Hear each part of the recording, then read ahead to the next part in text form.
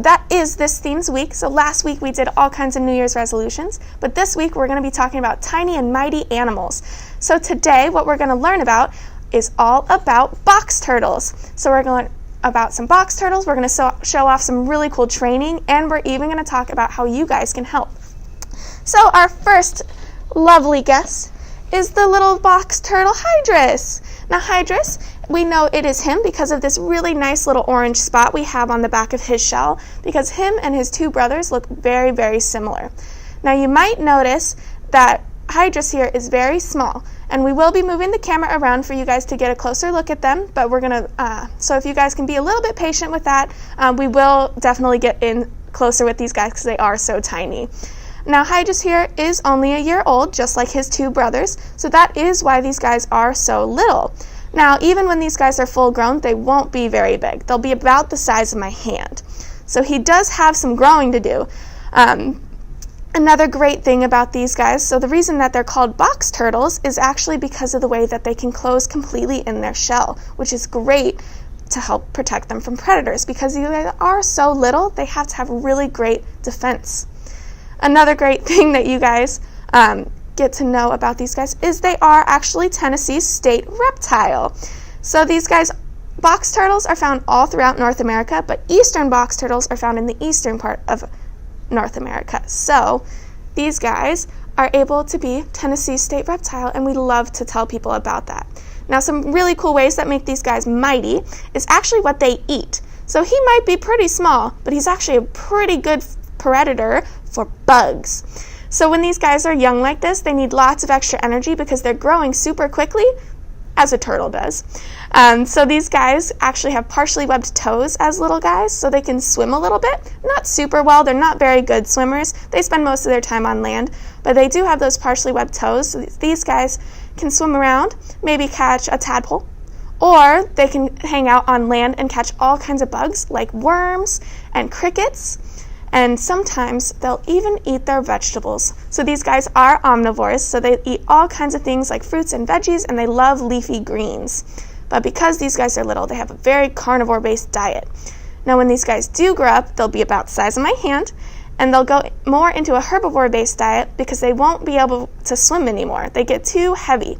So these guys will eat all kinds of leafy greens, and they stay more into those. They'll still eat a bug every once in a while, but not nearly as often. So we're going to go ahead and put Hydrus back and get one of his brothers out to talk about some training. Yeah. So this here is Poseidon. Now Poseidon has those pink racing stripes because I think he's the most speedy. Just kidding. That's just what we do as his marker. So Hydrus here has been working on some really cool training. So here I have his station, which is just a nice little red circle that we provide for him to be able to have his, we're working on getting him to walk on it to give him some more choice and control. So let's see if he will go ahead and walk on that station of his. He's going to get a nice juicy worm if he decides to do so.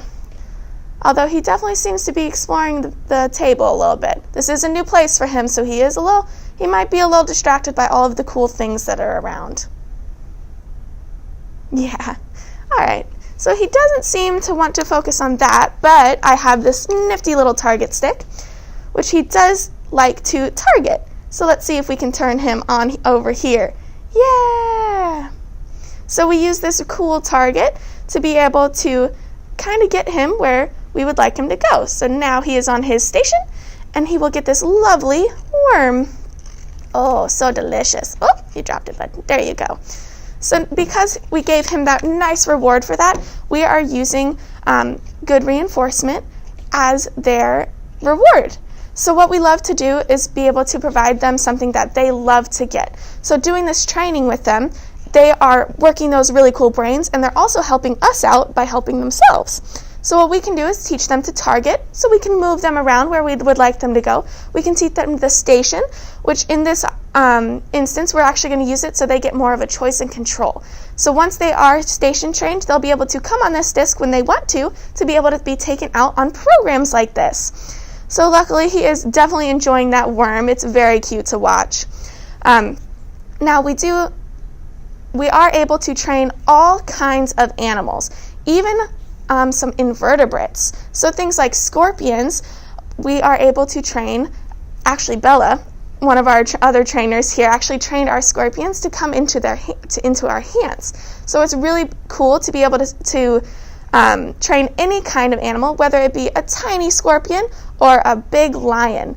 Anything and everything in between can be trained with the right reinforcement. You just got to figure out what your animal likes. So I think Poseidon has finished his nice worm, and I think we're going to go ahead and get his last brother out, which is Neptune. Whee! Put that on there. All right. Now Neptune here, we can tell him apart by his blue dot that he has on the back. Now Neptune here wanted to let you guys know how you guys can help turtles and all other kinds of wildlife. So some really great things you can do for turtles or any kind of pet is actually do a bunch of research before getting a pet. So box turtles are kind of common pets here, but you want to make sure that you can make a really good human for that animal. Now box turtles and all kinds of turtles can live a very long time. So their average lifespan is actually about 35 years, but they can live past 100. Now that's a really long lifetime, so you want to make sure that you can provide their best care their whole lives. Another great thing that you guys can do is to actually leave wild things wild. It's really, really cool to be able to go out and see wildlife, but you want to make sure to be able to leave them where they are. Because box turtles especially only have a limited home range. So their home range is about 750 feet, which is about the length of a football field. So these guys don't wander very far. So we want to make sure to leave them in their home range so they know where all their things are.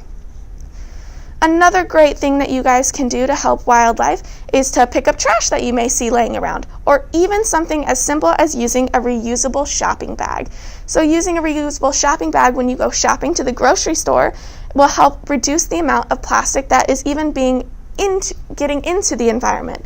Another great thing you can do is use a reusable water bottle. So instead of using that plastic water bottle and having to throw it away or recycle it, what you can do is use a reusable one and just fill up that water whenever you need it.